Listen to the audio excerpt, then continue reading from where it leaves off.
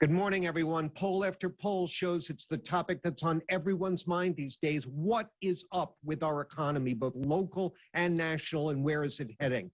Let's seek some clarity on that this morning with our guest, Peter Cohan, a management consultant and venture capitalist who teaches entrepreneurship and strategy at Babson College. Peter, welcome.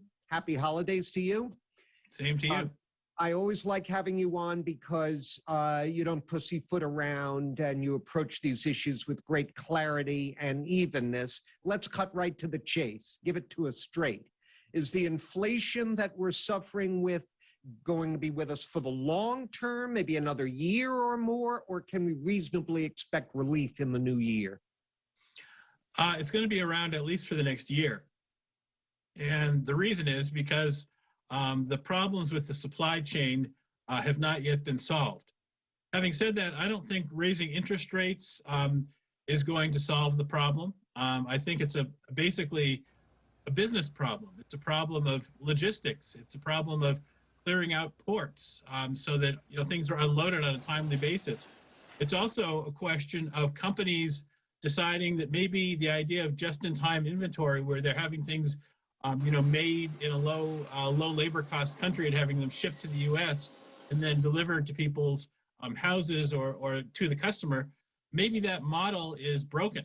Maybe what people need to do is sort of deglobalize their supply chains so that they make things closer to where the customers are and they're not vulnerable to the supply chain constraints that we're facing now because of the pandemic. But wasn't it globalization with all of the displacement and other unpleasant side effects that went with it at the heart of low prices on goods for the American consumer? Yes, that is exactly right. And what happened is the prices are going up really rapidly because when people were working from home, they started ordering far more goods than manufacturers had expected. So they actually had downsized in anticipation of the pandemic causing a drop in demand, and it was just the opposite. So there's an increase in demand, and the supply was not keeping up, so the prices went up. So globalization initially was, a fantastic for quite a while because people could reliably manufacture in low-cost countries and ship them here and get it here on time, and there's a lot of competition. Now we are supply constrained. Demand exceeds supply, so we need to increase the supply. In the meantime, the delays in getting things shipped, and getting unloaded at the docks and driven to warehouses and so on, all those things are raising the prices of everything that goes along in the transportation chain. Right. So therefore, you end up having higher costs, which are then passed on to consumers. Great. Well, a lot of what you're saying is at odds with what one or more of our political leaders have been telling us.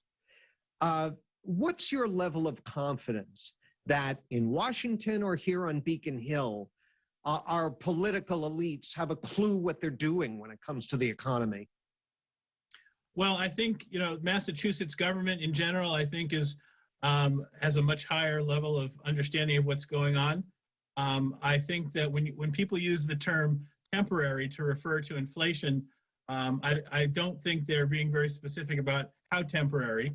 But I do think that business leaders are clearly hurting because of the supply chain problems, and they're going to try and re-engineer and redesign their supply chain so that inflation goes away. It's not good for their business to have inflation. And in fact, the thing that kind of worries me about maybe extending inflation beyond the medium term is that companies are starting to give people bigger raises, which is just to help them keep up. But the problem is that if companies are giving people 3% raises and inflation is going up by 6%, then it's not really keeping up. But it does embed the idea of raises into the cost structure, which then leads to higher prices to offset those higher wages. So in general, I think that politicians are aware of what's going on, and they don't want to, and they don't really know. I don't think anybody really knows how long it's going to take before this kind of goes away. But I do think, if we're looking 5 years into the future, I think 5 years from now, the problems that are happening now will be solved.